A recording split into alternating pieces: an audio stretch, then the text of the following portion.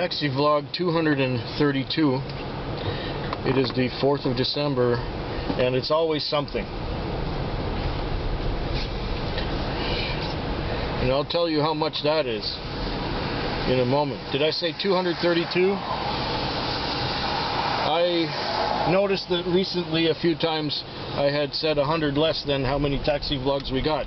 Like last week I said 131, and I only caught it afterwards when I was editing, but it was too late to fix it, and it really didn't matter because the title was 231 anyway, so this is 232. And what a week it has been. Friday I came out and I was relatively busy, and it was steady, and it was a lot of short fares.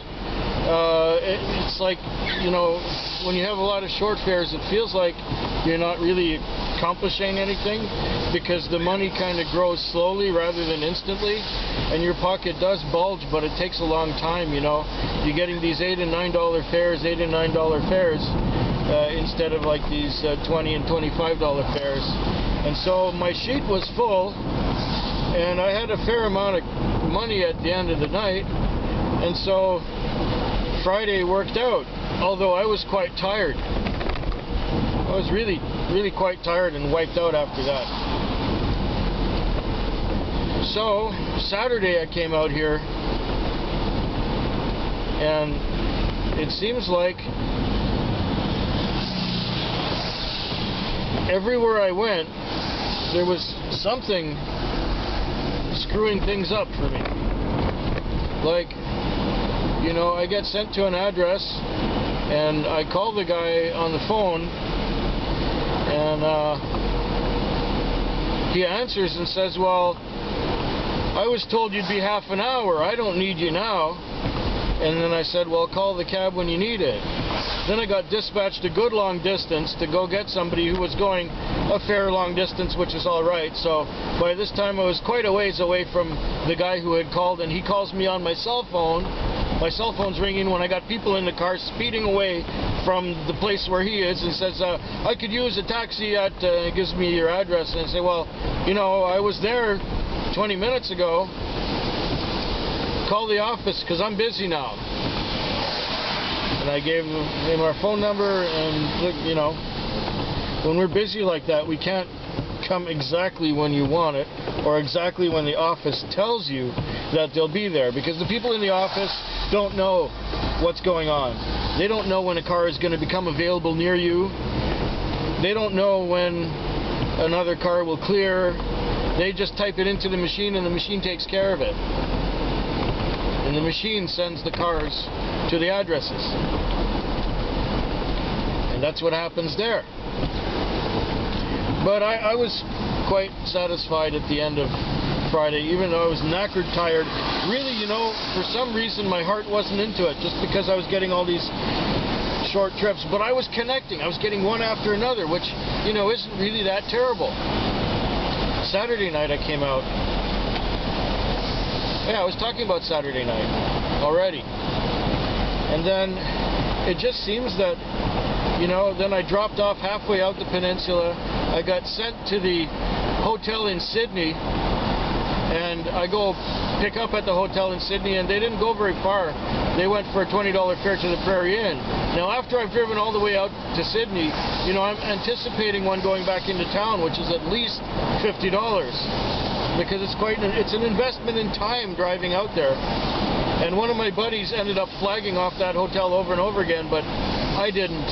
He ended up getting 4 short ones, and then finally one long one, like after 2 hours later, into the city. Meanwhile, I came back into the city empty, and I took fares to the western communities. I took about 4 runs out to Metchosin and Wishart and places like that. That's out by Langford and Colwood. So I was getting these $30 and $40 fares. So, you know, December is picking up with some Christmas parties that get long fares because the companies pay to take people to a hall or wherever they're having their party, and they also pay to get them back home. So the tips are generous too, because the passengers aren't paying for it. Anyways, that night ended up okay in the end, even though I had driven about twice as far as I normally drive on a Saturday night, or at least 3 halves.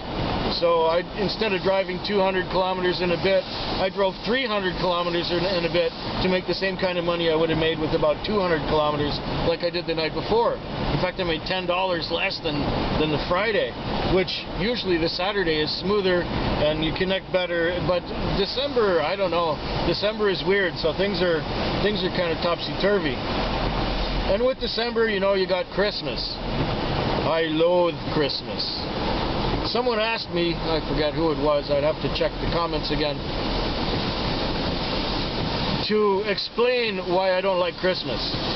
Well, you gotta go back to my childhood for that. My entire life I was suffering from seasonal affective disorder. When it gets dark and gloomy and just ugly, like it is now outside, it's just, you know. When it's like this outside, I don't get enough sunlight hitting the optic nerve, and when the sunlight hits the optic nerve, it produces an endorphin, not really an endorphin, but a chemical, you could say, or a hormone called serotonin. And when I don't get enough serotonin to counteract the effect of the melatonin, and melatonin is the hormone that makes you sleep. And I got too much of that in my brain when it's gloomy out, because I do not have enough serotonin to counteract it when I don't get enough light. So I have a really bright light at home. It's set on a timer by my bed and blah blah blah. I've talked about this before on my other channels, way back. If you want to go back 5 or 6 years, you'll find me talking about seasonal affective disorder and 20-year anniversaries of being checked into the psychiatric ward and all kinds of things like that. But you know, I was depressed. I would get depressed. There was 1 year I was suicidal, and so I did check myself into the psych ward. But the doctors then and there didn't know what was wrong with me. They just said, oh, it's an endogenous depression. So they gave me tricyclic antidepressants, and they made me feel somewhat better, but not right. Not myself. Not only that, the stuff kills the sex drive. You really don't feel like doing it. So when I found out what seasonal affective disorder is, a little light bulb went on and a little snap clicked in my head going, no wonder I hate winter. And I hated Christmas even more because everybody's so festive and jolly, and I didn't feel festive and jolly at all. I felt miserable and just wanted to hide. That's pretty much it for the seasonal affective disorder. Other thing is, back in the day when I was getting a little bit depressed and suffering from seasonal affective disorder, I worked in a grocery store stocking shelves, and in November they would start playing Christmas music. Now, it wasn't just Christmas music. You got to understand that this was 30 years ago. It was the piped-in elevator Muzak Christmas music. And not only was it piped-in elevator Christmas music, it was the worst possible Christmas music you can imagine. It was one of the Simard children, back when they were children, singing Petit Papa Noel. Okay, that sucked. The other thing that sucked was Elvis Presley singing Walking in a Winter Wonderland. Oh man, that just bites. And I can't hear Christmas music to this day without cringing inside. Even if it's halfway good Christmas music. You know, even John Lennon singing War is Over, or stuff like that. Updated Christmas music from 40 years ago. Or any of the traditional carols or things about snowmen and Parson Brown, all that bullshit. Don't forget that Christmas music was a 40-minute long loop, which would, of course, start again every 40 minutes. And why am I not logged in?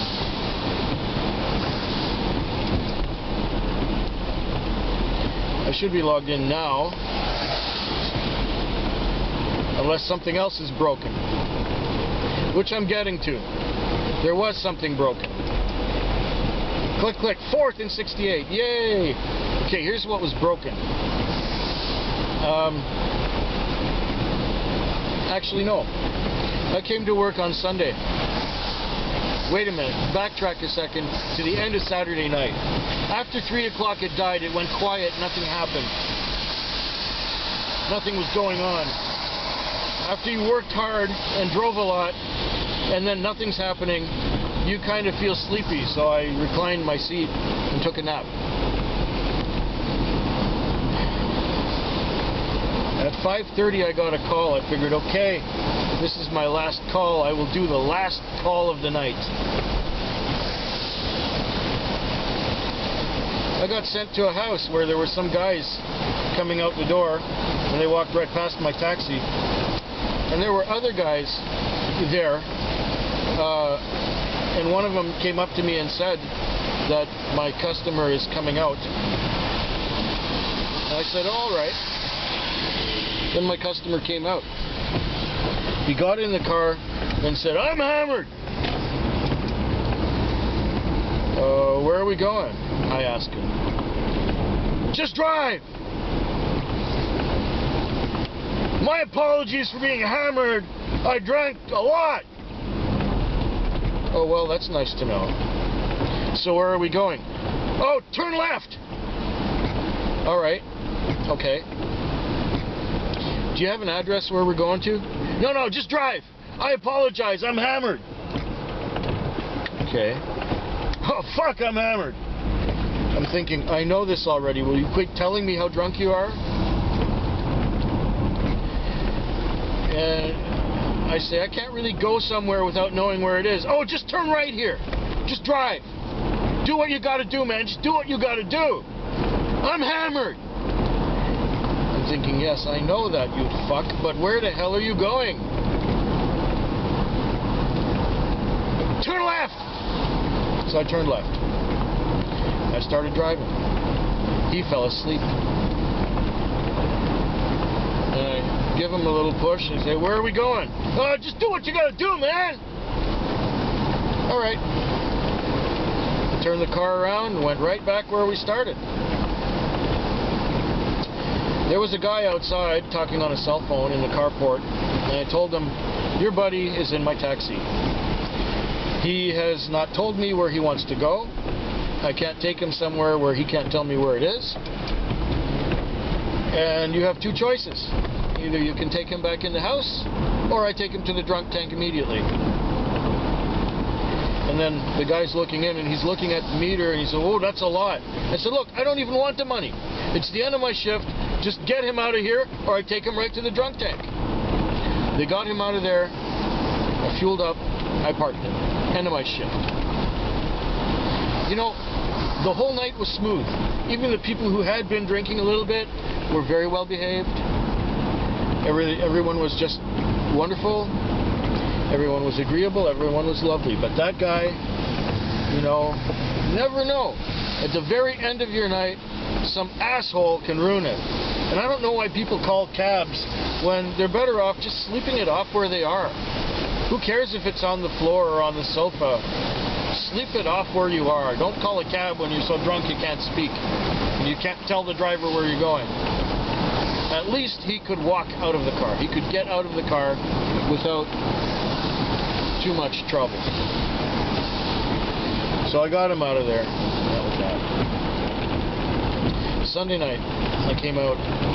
It was about an hour and a half before my first call. I'll tell you about the open window soon, okay?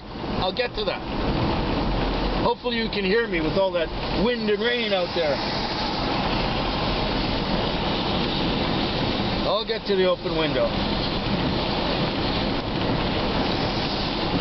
So Sunday night, was slope. And then between, I'd say 11 and 2:30, I started connecting and getting a few good fares, and I didn't do too badly. I had my lease and some money on at 2:30. It was okay. I think I had about a $50 profit already. Not too terrible. It could have been a lot shabbier. Well, I was watching YouTube until about 4 o'clock, from 2:30 till 4, and I got a call, and it was for a 2-car order in an adjacent zone. So me and this other car show up, and about 5 minutes later, somebody comes out of the house and says, "Yeah, we're just rounding them up now. We'll be out in a moment." So 10 minutes goes by. Let me wipe the door. Yeah. It's all wet. 10 minutes goes by. Good thing I had this towel in my own personal vehicle, eh? And then a girl comes out of the house and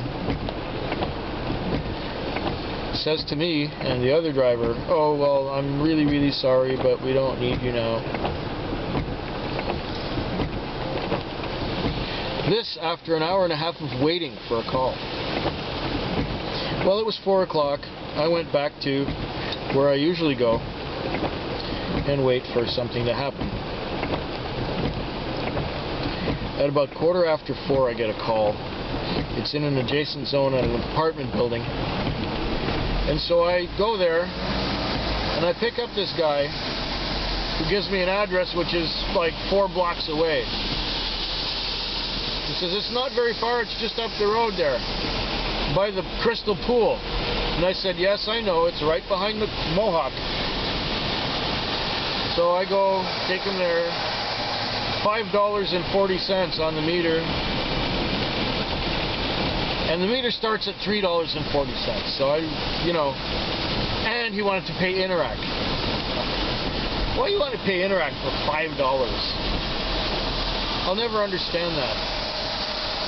So I got paid for that, and I was just getting back into my part of town. It wasn't even worth sitting, but I thought, okay, I got 20 minutes till the end, and suddenly I got pinged. I got sent to the adjacent zone, and sure enough, 5:30 time call, run to the airport. Saved my night. That $55 saved my night. So the Sunday night turned out not too shabby. I did okay. Monday night I come to work. I'm feeling good because I had 3 good nights in a row, at least 3 profitable nights, so my pockets were not empty. Fucking rain! Yeah! It's all over my shoulder, all over my arm. See, the window does not go up. I'll get to that. So last night I came to work, got in the car, and the MDT was shut off, the radio was shut off, everything was shut off. So I pushed the start button, or the on-off switch on the dash, and got the car going. Then I switched on the MDT. It said, waiting for going online. And then I turned on the radio. The radio did not come on. And I'm messing with the knobs and buttons on it, and the radio did not come on. Oh, it's a little slippery tonight.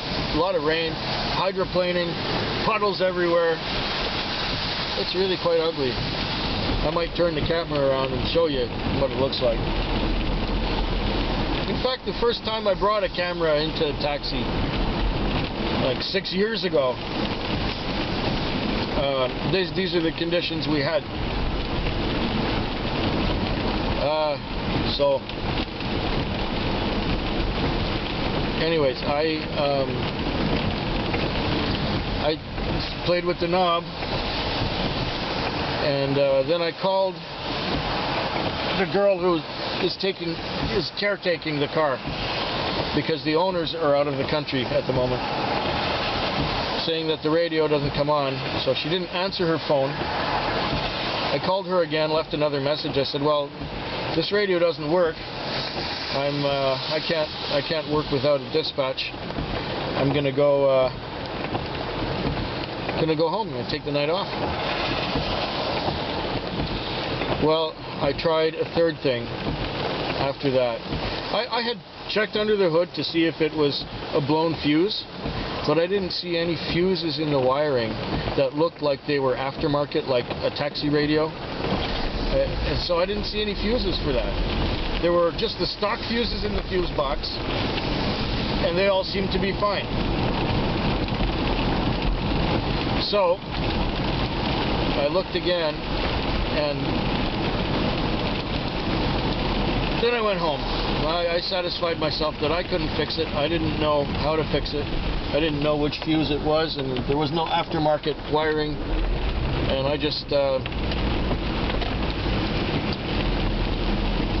when I was sitting at home in front of my house, I text messaged the girl who was taking care of the car. And within 2 minutes, she called me back. What's happening? I said, I turned the radio on, it doesn't come on. It does not come on. And she said, oh, really? I said, yeah, it doesn't come on. I switch it on, no lights, nothing, dead. Everything else works, but the radio does not come on. So, I can't work without dispatch. I can't work without a radio. And she says, where are you? I said, well, I'm at home right now, but it's a 5-minute drive to where the taxi is. She says, where's the taxi? I say, well, where we usually park. And she says, okay, meet me there. Okay, so I meet her there. And we're futzing and putzing with this thing. It's already an hour and more after I should have started. And time is ticking, and we don't have a radio. And so we checked under the hood, we tried everything. We looked in the trunk even, and I saw some aftermarket looking wiring, and there was a fuse in that wiring. Meanwhile, she's on the phone with somebody else who knows something about this because he owns a couple of taxis and has dealt with these problems before. So the guy comes to help us out, and he's looking under the hood, and we find some wiring, but it doesn't appear to be connected to anything. In fact, he says, this wiring's been cut. I said, well, yeah, it's not hooked up to anything, so what's the use of it? That's not... And I said, do you think maybe he took the power from... Maybe the power is coming from the battery in the trunk? He says, no, they wouldn't do that. They would only run the wires from the front because it's easier to get to, and it just goes right through the firewall, and you don't have to go string wires along the floor and all that kind of stuff. So sure enough, the guy comes to the trunk, and he starts jiggling the wires and playing with them, and sure enough, the radio comes on. I'm able to get back to work 2 hours after I normally start. So I said to the caretaker of the car, I said,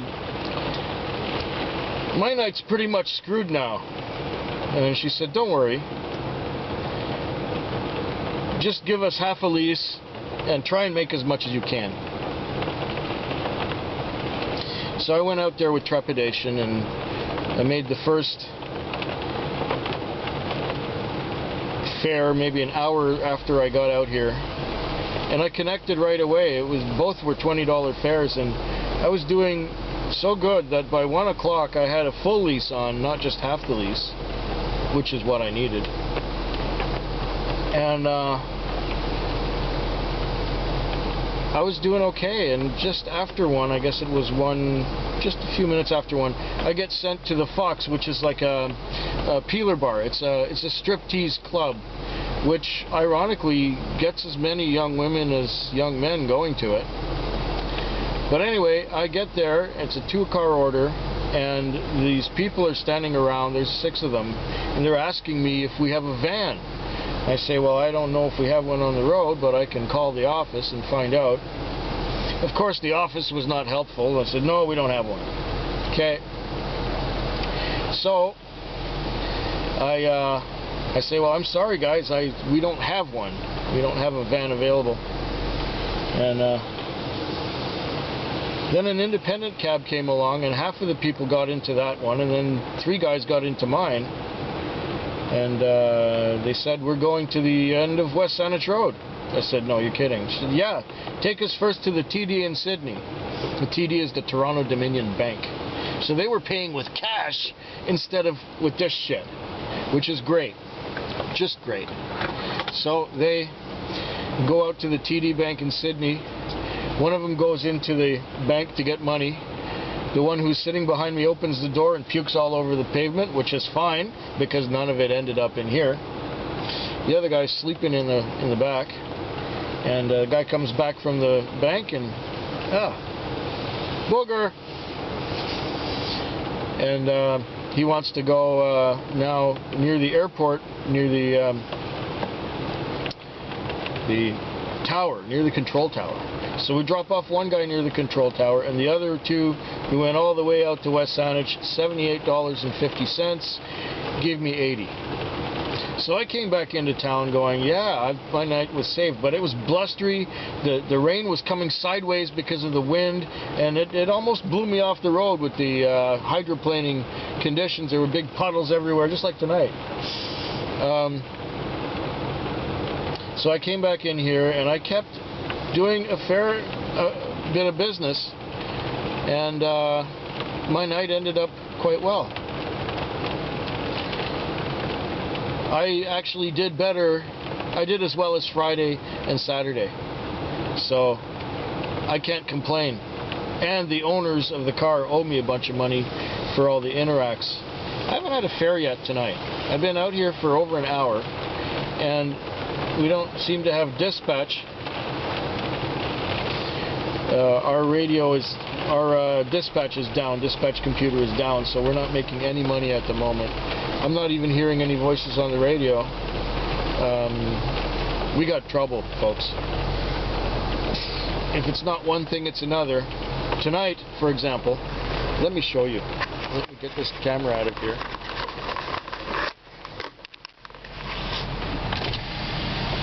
Outside, it's rainy. It's ugly. It's not pretty. This is the state of my window, because when I came to work tonight, I noticed the cab was parked. Yeah, see? Awful out there. Just ugly.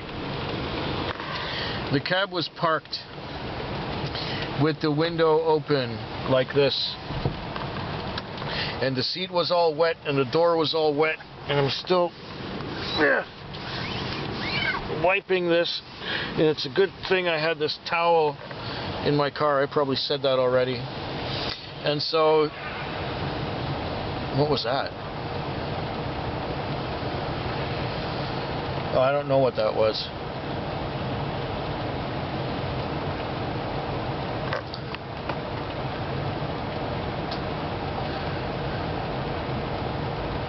They're not talking to us. We've got two-way radio. We've got, if you can read that, system operating in voice mode. Select proper volume, channel, voice, blah blah blah. It's on. It's on. See, it's on. And nobody's talking. Oh. That's the intercom from the car dealership over there. Here they got wrong window. Here they got Acura, they got Lincoln Mercury, they got Infiniti down there. Car dealerships all over here. Look at all this rain on a windshield.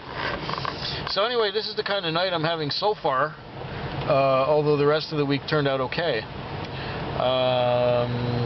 It's quite miserable out here, and hope your night is better than mine.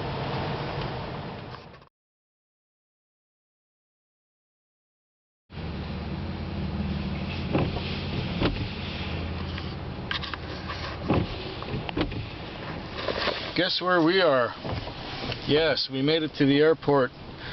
I just kind of broke even as the night went on, and at the end I got one out to here, going up the highway with a broken window.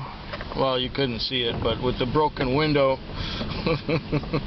and the cold air blowing on me and the heater on in here to keep me warm.